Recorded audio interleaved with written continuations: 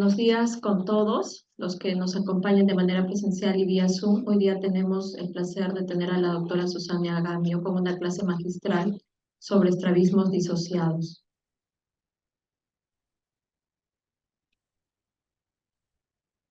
Gracias, Doménica. ¿Puedo compartir pantalla?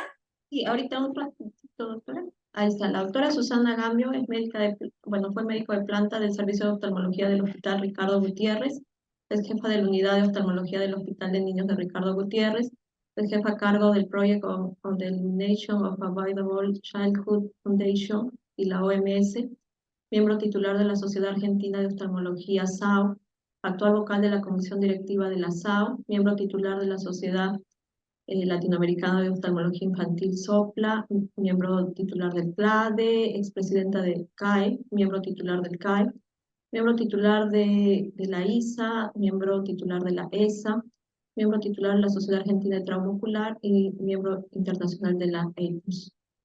Es un honor tenerla con nosotros, doctora, y muchas gracias por aceptar dar esta charla. Ahora sí, conectamos su exposición. Gracias, Doménica.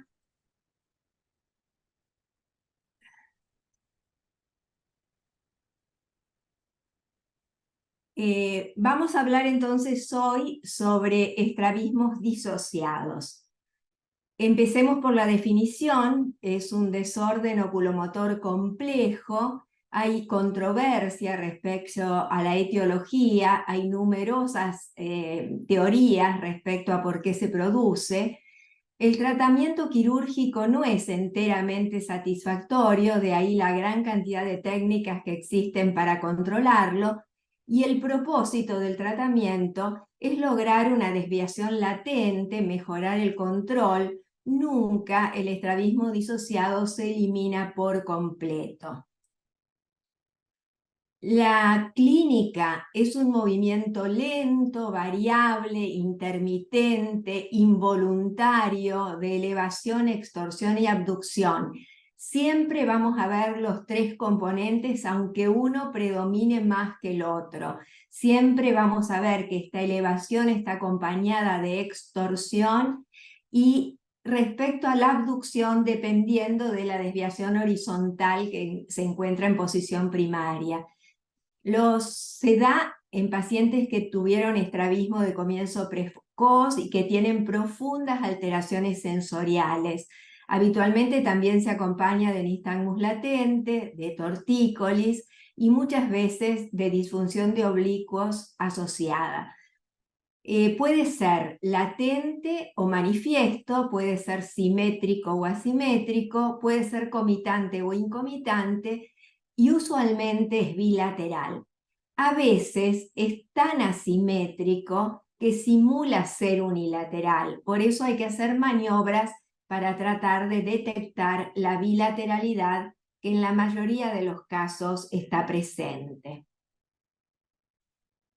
Respecto a la asociación con disfunción de oblicuos, va a generar incomitancia, o sea, diferencia de la desviación en las distintas posiciones de la mirada. Cuando tenemos hiperfunción de oblicuos inferiores, vamos a tener extorsión en el fondo de ojo, vamos a tener patrón B y vamos a tener mayor desviación vertical en aducción. Mientras que cuando hay hiperfunción de los oblicuos superiores, va a ocurrir lo contrario. Intorsión en el fondo de ojos, patrón A, y mayor desviación vertical en abducción. Es muy importante en estos casos realizar la maniobra de inclinación cefálica. ¿Y cómo es el comportamiento de la DBD a la maniobra de inclinación cefálica? La desviación vertical va a aumentar hacia el hombro contralateral. Este es el comportamiento inverso al de la paresia del oblicuo superior o al de la contractura de los rectos superiores. Si nosotros realizamos la maniobra de inclinación cefálica y encontramos que la desviación vertical es mayor hacia el hombro homolateral, tenemos que pensar que este caso de estrabismo disociado tiene contractura del recto superior. En cambio, si aumenta hacia el hombro contralateral, es el comportamiento típico de la DBD. El test de Posner es muy útil para el diagnóstico. Cuando ocluimos un ojo, y si lo hacemos con un oclusor translúcido vamos a ver qué es lo que ocurre por debajo del oclusor, en general aumenta la esotropia, aparece una hipertropia del ojo ocluido con extorsión y se manifiesta nistagmus del ojo fijador e intorsión de ese ojo, que a veces es difícil de visualizar directamente, pero en los registros es bien claro que el ojo fijador intorsiona cuando se desencadena la DBD en el ojo contralateral. Si ocluimos el ojo fijador, este ojo fijador va a ascender, el que estaba inicialmente hipertrópico va a descender y se van a equilibrar en lo vertical. Este movimiento de ascenso, como les digo, se acompaña de extorsión y el movimiento de descenso se acompaña de intorsión. Entonces, el test de Posner, independientemente de cuál ojo ocluyamos, vamos a ver que ese ojo ocluido va a elevar y extorsionar. Y cuando sacamos el oclusor, va a descender intorsionando. El fenómeno de Bielchowski es diferente al signo de Bielchowski y ocurre cuando uno a un paciente que tiene DBD le coloca un filtro rojo oscuro sobre el ojo fijador. Si nosotros inicialmente habíamos ocluido un ojo, este ojo manifestó la hipertropia y le ponemos un vidrio rojo oscuro sobre el ojo fijador, vamos a ver que esta hipertropia desaparece, o sea, el ojo desciende e intorsiona. Si tenemos este comportamiento que es característico de la DBD, decimos que es patognomónico de la DBD, pero que no se encuentra en todos los casos. Se encuentra aproximadamente en un 50% de los casos. Algo diferente al fenómeno de Bielchowski es la respuesta de la DBD al test del vidrio rojo. Si nosotros le ponemos un filtro rojo oscuro sobre un ojo, el paciente va a ver la luz roja por debajo de la blanca si es capaz de percibir ambas. Si tiene una intensa supresión, va a ver o la roja o la blanca indistintamente. Pero a partir del filtro 13 de la barra de Bagolini, el paciente que tiene chance de percibir las dos, independientemente de que le pongamos el vidrio rojo sobre el ojo derecho o sobre el ojo izquierdo, nos va a decir que la luz roja está debajo de la blanca. Este también es un comportamiento típico de la DBD. Si nosotros en lugar de una DBD tenemos una desviación vertical no disociada, o sea, una desviación vertical verdadera, cuando lo ponemos sobre un ojo la va a ver abajo y cuando lo ponemos al vidrio rojo sobre el otro ojo la va a ver arriba. Eso es lo que ocurre, por ejemplo, en una paresia del oblicuo superior. En cambio, en la DBD, si tenemos dudas, ponemos el vidrio rojo en un ojo y en el otro y nos va a decir siempre que la ve por debajo de la blanca.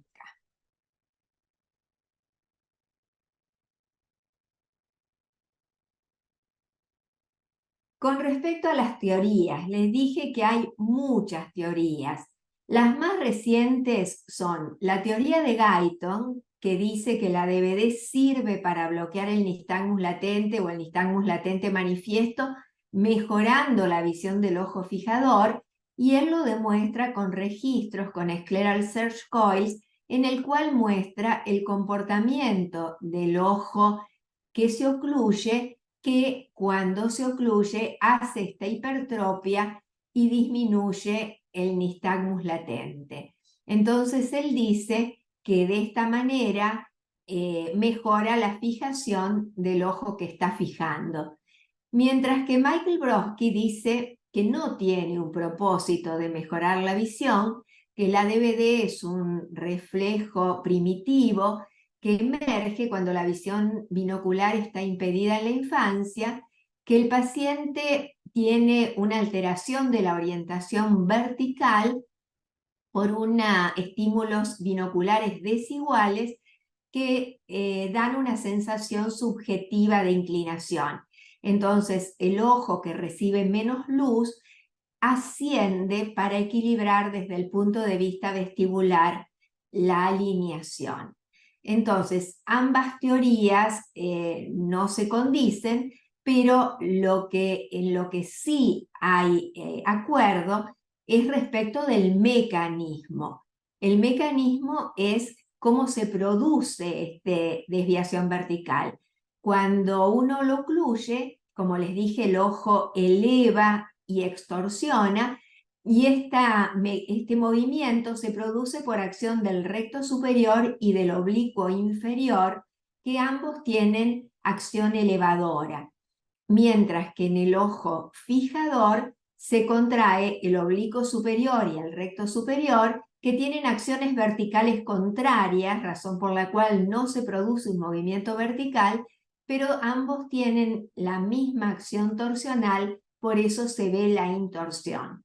Si nosotros lo vemos como una suma de una vergencia provocada por los oblicuos más una versión provocada por los rectos superiores, podemos decir que la DVD sigue la ley de Hering, que está cuestionada en la mayoría de los libros más antiguos. Se dice que la DVD no sigue la ley de Hering. De todos modos, si la vemos como vergencia más versión, podemos asegurar que sí la sigue.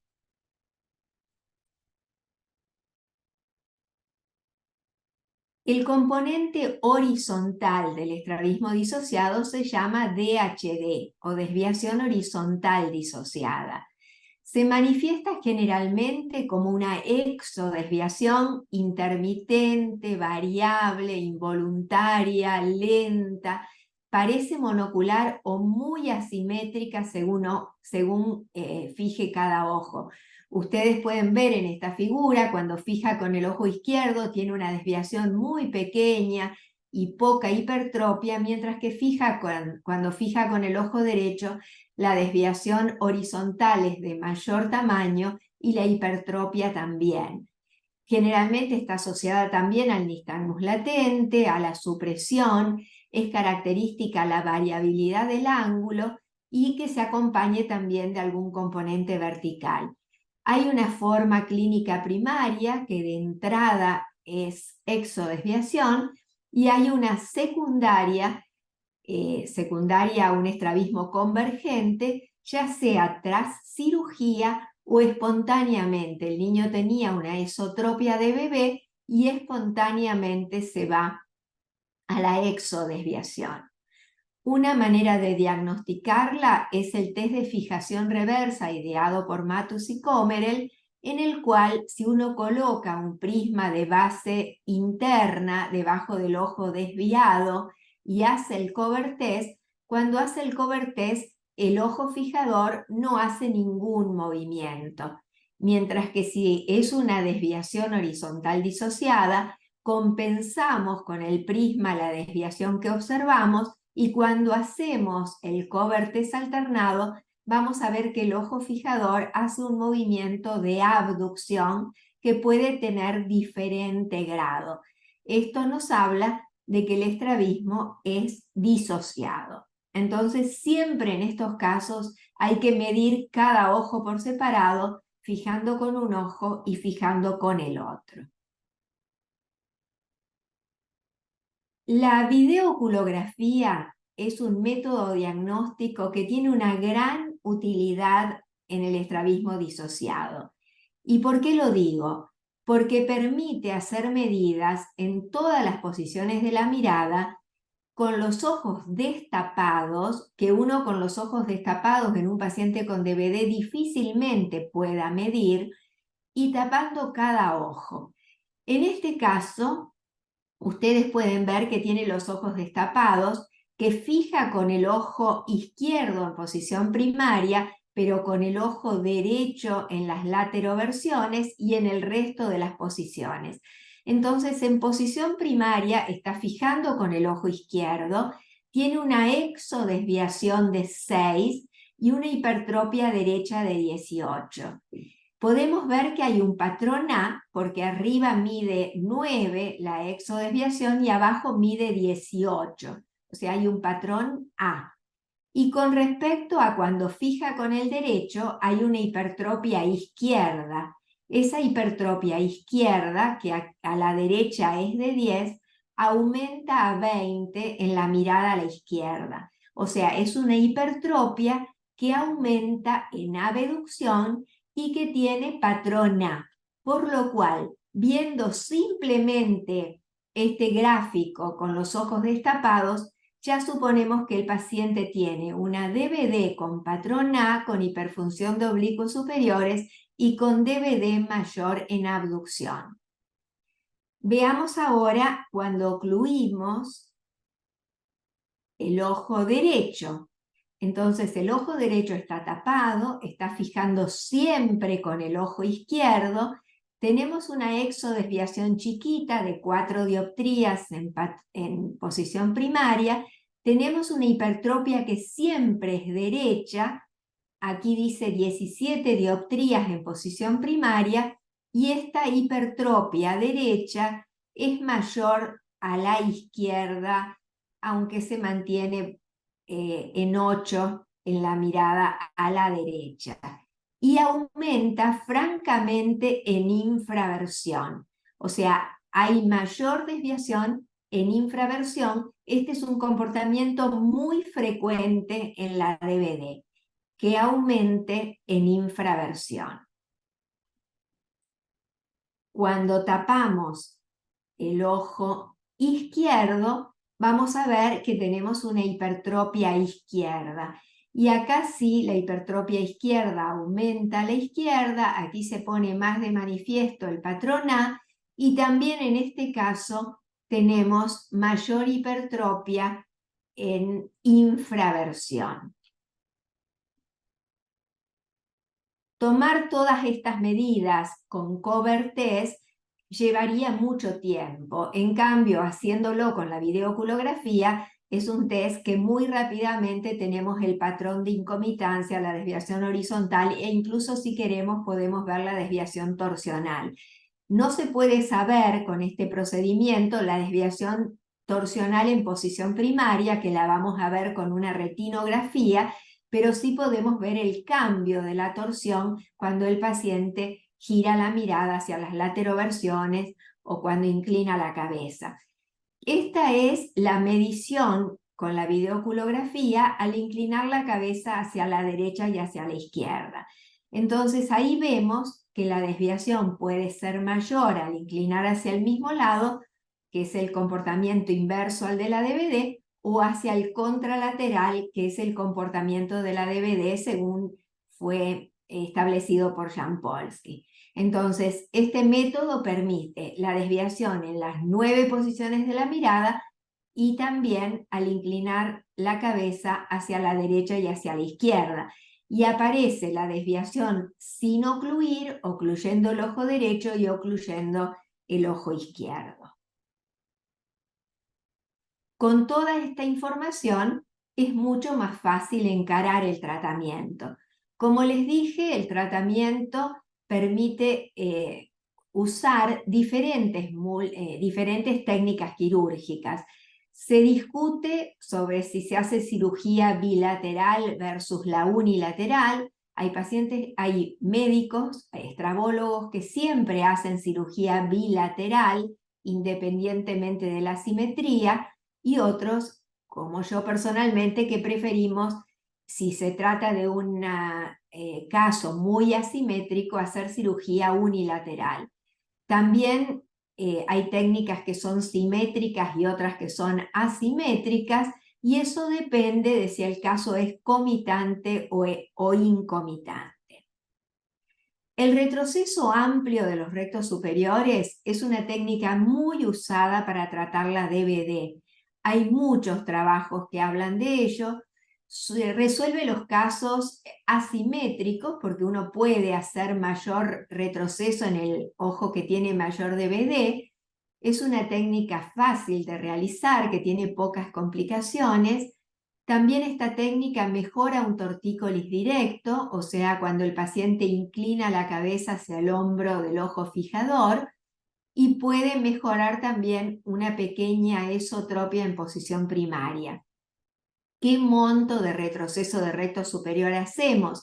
Si la DBD es pequeña, alcanza con un retroceso de recto superior de 8, hasta 15, 10, hasta 20, 12 y más de 20, 14. En otra época hacíamos retrocesos con sutura colgante muy amplios, pero sabemos que la sutura colgante nos da impredecibilidad respecto a dónde se adhiere en realidad el recto superior al globo, razón por la cual preferimos hacer una sutura, digamos, colocada en la esclera para saber exactamente a dónde queda el recto superior para que no se genere después una asimetría y una desviación vertical. En los casos que tenemos hiperfunción de oblicuos inferiores y patrón B sumado a la DBD, la técnica hoy actualmente en uso es la transposición anterior del oblicuo inferior. Hay varios procedimientos, la más común es la de Elliott-Nankin, que fue descrita en 1981 y que coloca al oblicuo inferior en el borde temporal de la inserción del recto inferior. La técnica de Mims la coloca adelantada, más cerca del limbo. Hay técnicas en las cuales, por ejemplo, la de Stagger, que lo colocan nasal o medial, en el punto de inserción del recto inferior del lado medial o nasal. Esta colocación en este punto cambia la acción torsional del oblicuo inferior, transformándolo en un intorsor, siendo que si se coloca del lado temporal, sigue manteniendo su efecto extorsor, aunque debilitado. Esta técnica se basa en la presencia del ligamento fibrovascular del oblicuo inferior, que hace que cuando se contrae tenga un efecto antielevador. De ningún modo la transposición anterior del oblicuo inferior actúa como depresora, porque cuando el paciente intenta la infraversión, el oblicuo inferior se relaja. El oblicuo inferior se va a contraer y va a hacer su efecto antielevador cuando el paciente intente elevar, porque se va a contraer en el intento de elevación y se va a relajar en el intento de depresión. Razón por la cual decir que es un depresor es un error. Actúa como antielevador. Como les digo, hay muchas técnicas y es muy importante hacerla de una manera muy prolija, dejando las fibras posteriores libres para evitar una antielevación, que es una complicación bastante frecuente y difícil de resolver. Cuando tenemos hiperfunción de oblicuos superiores y patrón A, tenemos diferentes alternativas. Si el patrón A no es muy grande, hasta 15 dioptrías, con el simple retroceso bilateral de los rectos superiores, vamos a mejorar el patrón A. No será necesario tocar los oblicuos superiores. Cuando es mayor a 15 y hasta 20, podemos hacer retroceso bilateral de los rectos superiores y asociarle una tenectomía posterior de los oblicuos superiores, técnica descrita por Julio Prieto Díaz. Y cuando el patrón en A es muy grande y la hiperfunción de los oblicuos superiores es muy marcada, contamos con la cirugía de los 4 oblicuos. Hacemos el debilitamiento importante de los oblicuos superiores y a eso le sumamos la transposición anterior de los oblicuos inferiores.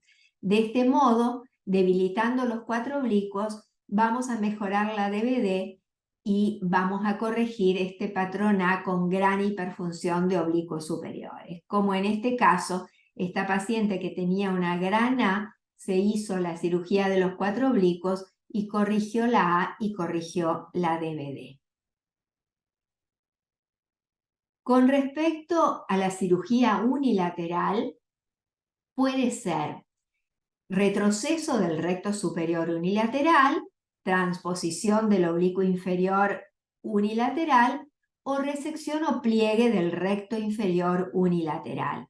Estos procedimientos se realizan cuando hay una ambliopía profunda unilateral que uno sabe que con ese ojo el paciente muy difícilmente logre fijar, que tenga una gran dominancia en su ojo fijador y una profunda ambliopía, y también la utilizamos en casos profundamente asimétricos en los cuales es muy difícil desencadenar hipertropia en el ojo contralateral.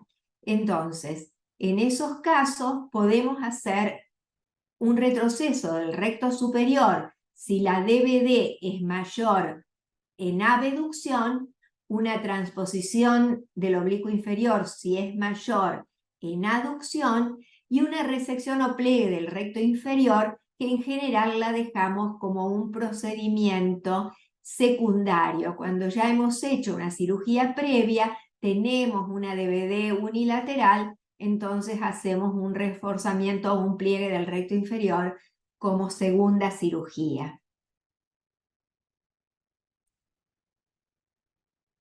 Existen casos en los cuales la DVD es mayor en el ojo fijador. En una serie que realizamos y estudiamos con videoculografía, vimos que en realidad casi el 50% de los casos tienen mayor DVD en el ojo fijador, aunque uno clínicamente tiene la impresión de que siempre es mayor en el no fijador. Esta, por ejemplo, es el caso de una niña de 13 años, tiene buena visión en ambos ojos, el ojo derecho es el fijador y previamente se hizo un retroceso bilateral de rectos medios porque tenía una esotropia infantil desde bebé. Encontramos que fijando con el ojo derecho tiene una DVD de 10 y que fijando con el ojo izquierdo tiene una DVD de 30. Como su ojo fijador es el ojo derecho, lo que se va a manifestar va a ser la hipertropia izquierda de 10. Pero cuando ella fija con su ojo izquierdo, la hipertropia en el ojo derecho fijador es muy grande. Y esto puede hacer que el ojo izquierdo por momentos esté hipotrópico en binocularidad. ¿Cómo se tratan estos casos? Haciendo un retroceso de ambos rectos superiores mayor en el ojo fijador. La mayoría de estos pacientes tienen patrón A.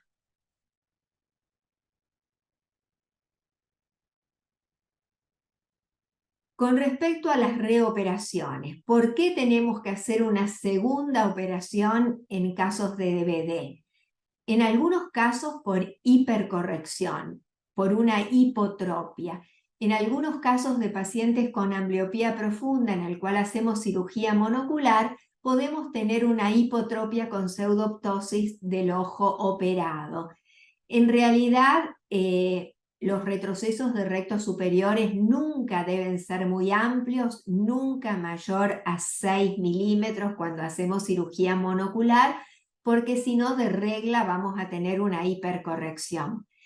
Y en el caso de la transposición anterior, tampoco tiene que ser una técnica muy ajustada, porque también podemos provocar pseudoptosis e hipotropia, como vemos en este paciente. En estos dos casos, ustedes ven el déficit de elevación en esta paciente en el ojo derecho y en este paciente en el ojo izquierdo, secundario a una transposición de oblicuos inferiores bilateral que generó antielevación en uno de los ojos. En esos casos vamos a tener que ir a deshacer esa transposición. En general no alcanza con simplemente retrocederlo, la mayoría de los casos hay que hacer una miectomía con cauterización de ese oblicuo inferior y en algunos casos incluso retroceder un poquito el recto inferior de ese ojo. Y en los casos en que tenemos hipocorrección, una DVD residual, siempre es importante ir a revisar la cirugía anterior. Si fue un retroceso de los rectos superiores, podemos retroceder, ir a ver a dónde se encuentra el recto superior y retroceder el ojo que manifiesta todavía la hipertropia. Si es bilateral y simétrico, podemos hacer, si hicimos un retroceso de los rectos superiores, hacer una transposición bilateral, o si es una transposición, hacer un retroceso de rectos superiores bilateral. Eso en el caso que la DVD sea simétrica. Si es asimétrica, hay que ir a revisar por qué fracasó el procedimiento y actuar en consecuencia. Entonces, para reoperar va a depender de la técnica que usamos previamente. Si fue el retroceso de rectos superiores, ir a investigar en qué posición, a qué distancia del limbo está cada recto superior para dejarlos equilibrados. Muchas veces al usar suturas colgantes, los rectos se adhieren en un lugar inapropiado y entonces tenemos que ponerlos en el lugar que corresponde. Si fue una transposición, hay que retroceder ese oblicuo inferior o realizar, como les dije, la miectomía con cauterización. En realidad, en lugar de reoperar, conviene evitar las reoperaciones y esto se evita tratando de no realizar una antielevación, dejando, como les dije, las fibras posteriores de los oblicuos superiores sueltas y evitar las suturas colgantes en los rectos superiores.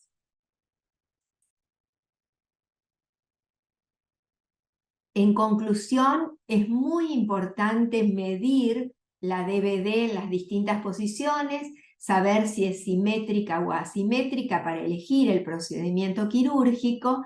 Recomendamos la cirugía unilateral o muy asimétrica si la asimetría es muy pronunciada.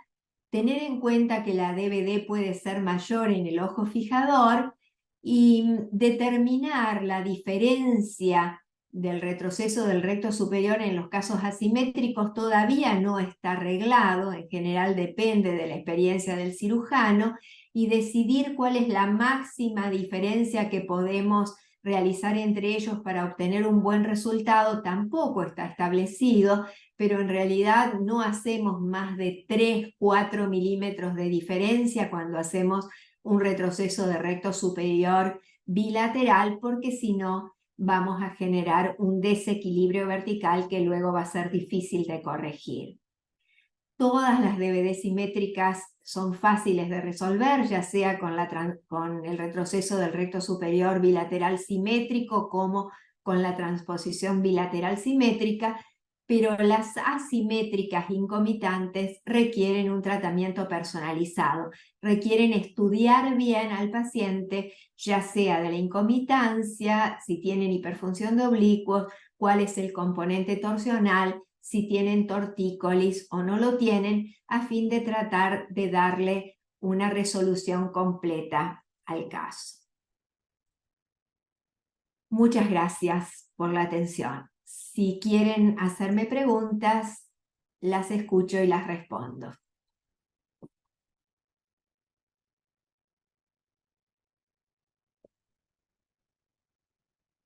Muchas gracias, doctora, por la exposición. Muy bonita, bastante completa y también compleja. Doctora, una consulta. Usted, acá no tenemos, y creo que muy pocos lo tienen, el videoglograma.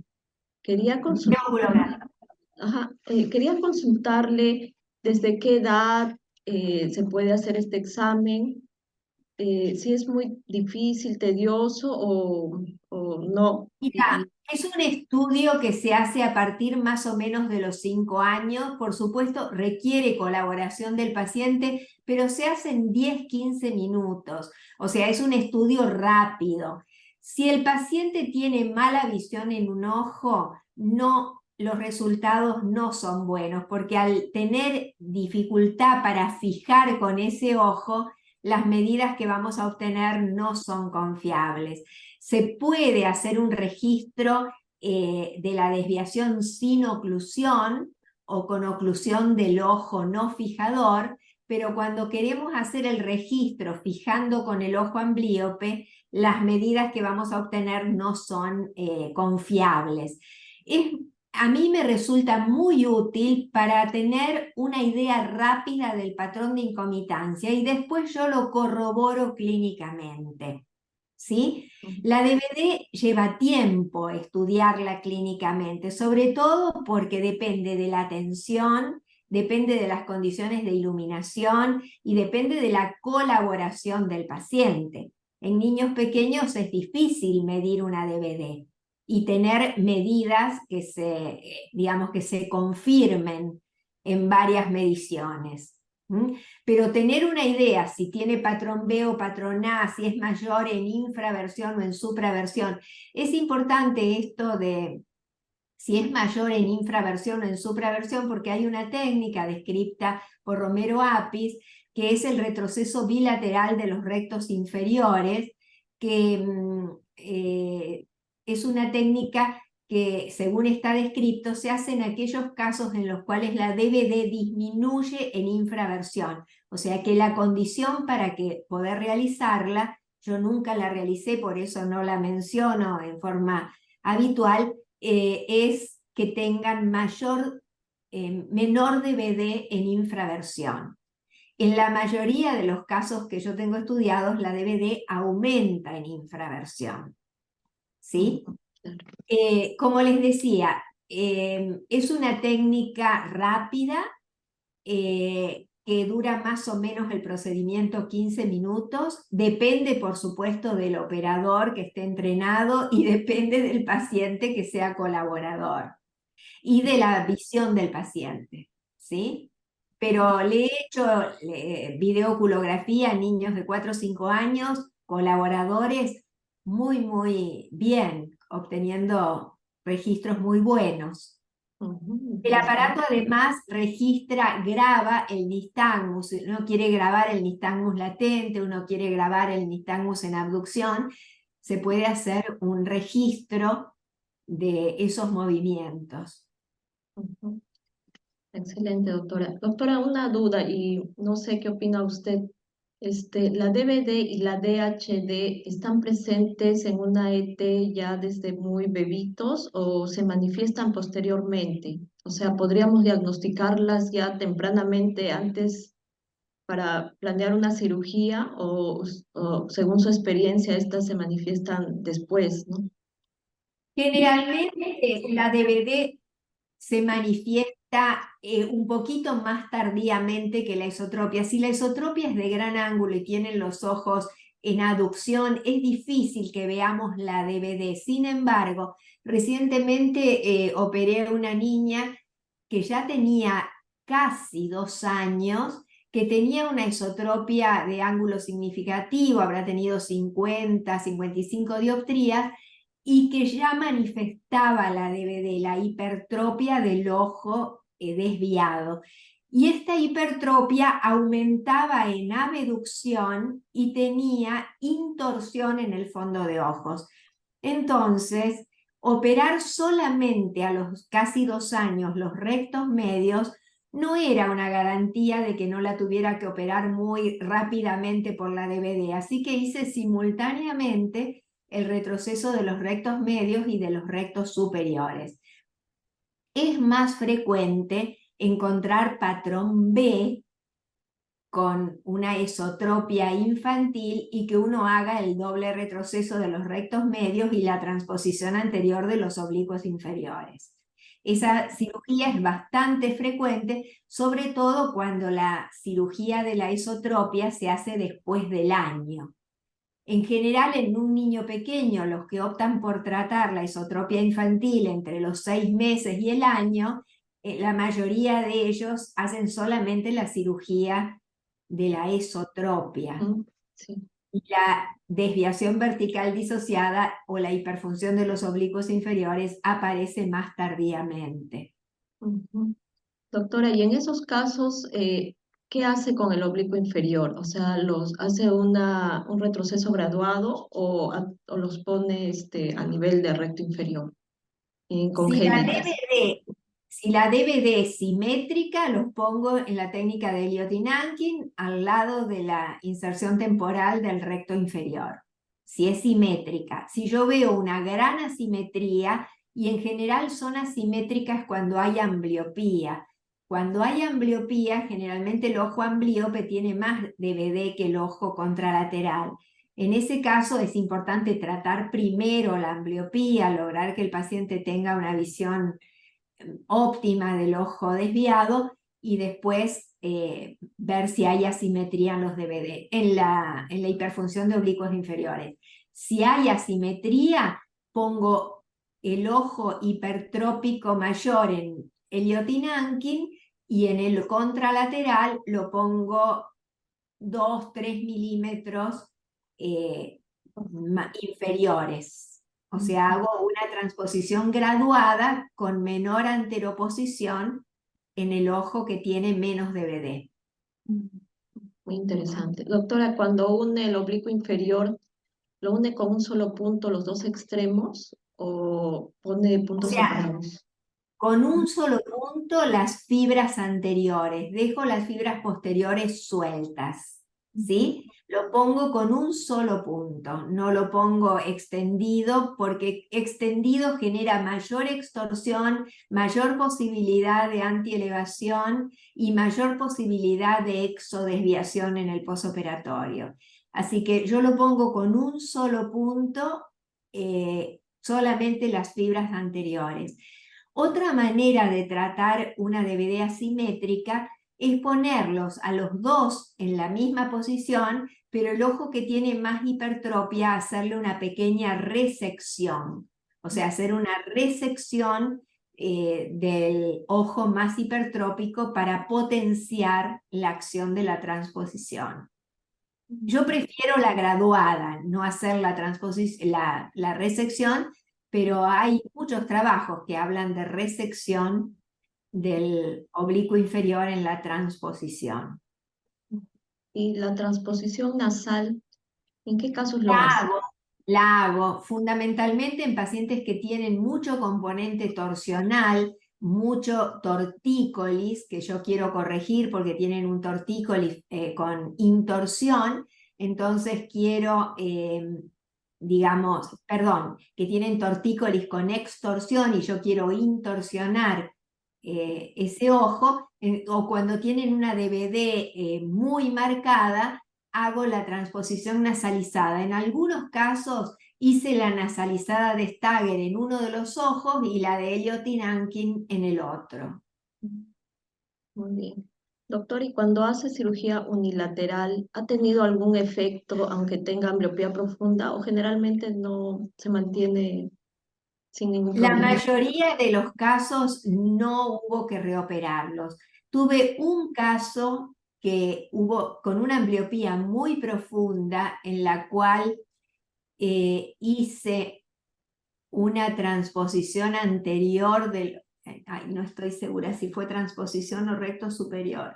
O sea, yo hice una de las dos y después el doctor Domínguez, porque ya el paciente era adulto, tuvo que hacerle... No, había hecho un retroceso del recto superior, unilateral de 6 milímetros del ojo amblíope. Y con el tiempo, cuando ya era adulto, se fue a la hipotropia y el doctor Domínguez le tuvo que hacer un retroceso del recto superior del ojo fijador para tratar esa hipotropia del ojo amblíope. Creo que ese es el único caso que recuerdo que con cirugía monocular hubo que reoperar.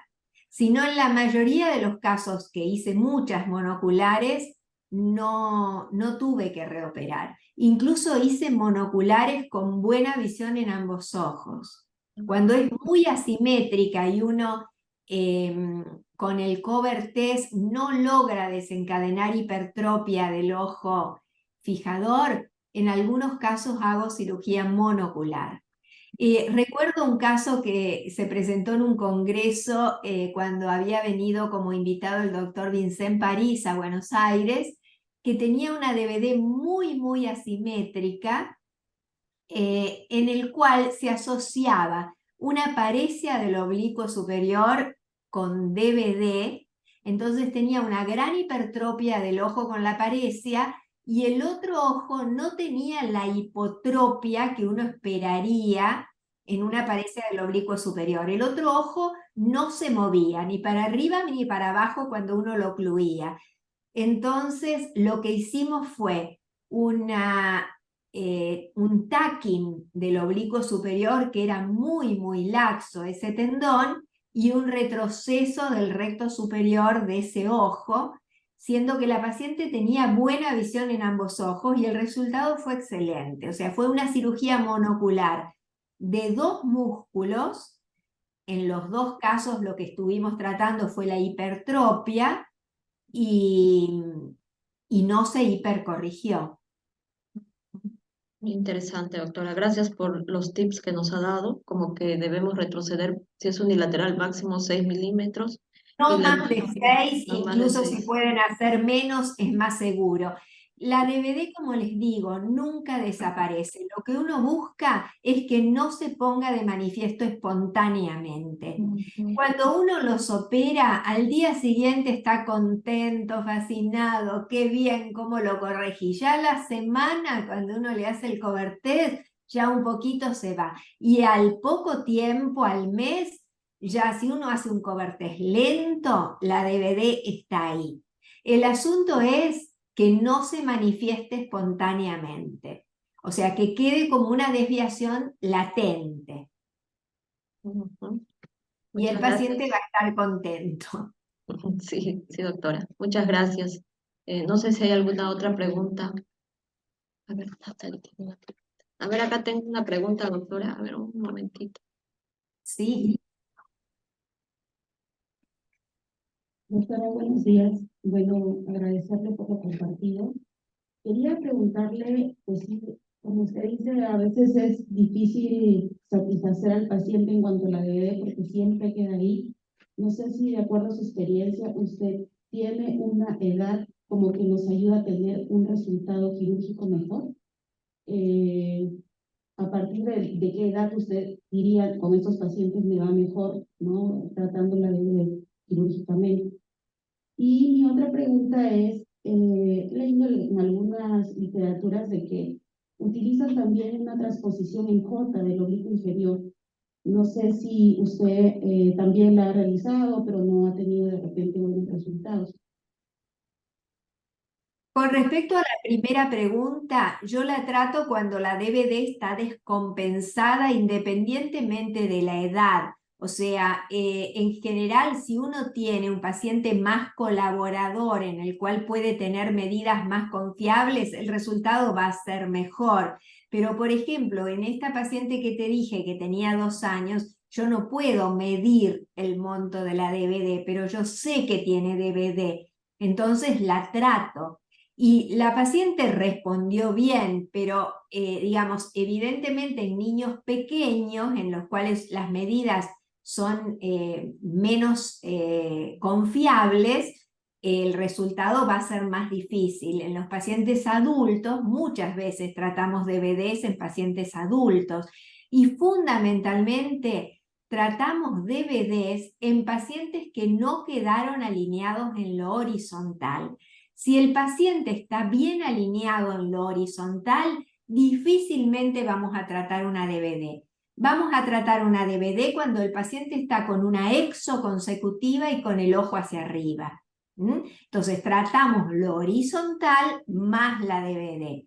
O en un paciente que quedó con una esotropia residual con DVD, y entonces ahí tratamos los 2 componentes. Es excepcional tratar una DVD en un paciente que esté alineado en lo horizontal. O sea, se pone de manifiesto la DVD cuando el ojo que suprime, el ojo que no fija, tiene además de la desviación vertical, una desviación horizontal. Excelente. Y que en general te digo, la mayoría de esos pacientes les importa más la desviación horizontal que estamos tratando que la vertical. Yo les hablé de lo que es la DHD. La mayoría de las DHD son, digamos, secundarias a una esotropia infantil, ya sea espontánea o posquirúrgica. Y a veces en un paciente adulto que viene con una exodesviación intermitente, el diagnóstico diferencial entre una exotropia intermitente verdadera y una DHD no es tan fácil, pero si encontramos que el paciente no tiene estereopsis y suprime, tenemos que hacer una investigación, preguntarle, ¿desviabas de chica hacia adentro? ¿Tuviste algún tratamiento previo? Porque la mayoría de esos pacientes tuvo esotropia en la infancia, ni lo recuerda y viene como si la desviación fuera siempre exodesviación, pero al encontrar correspondencia anómala y supresión, tenemos que pensar en una DHD. Y en esos casos, en la DHD, se trata diferente a una desviación, a una exotropia intermitente. Hay que hacer menos cirugía horizontal que en una exotropia intermitente porque hay mayor riesgo de hipercorrección. Excelente, doctora. Bueno, acá tengo una pregunta del Zoom que nos dice, para recalcar, lo máximo que se puede retroceder en recto superior es 6 milímetros en DVD y para DVD mayores de 20 dioptrías. Pregunta. En realidad es imposible pasar la sutura por esclera tan atrás, pero uno puede hacer una sutura en esclera y dejar unos milímetros colgantes, ¿sí? O sea, no pasarlo absolutamente, yo les di las distancias más o menos, o sea, lo mínimo que se hace para DVD es 6 milímetros.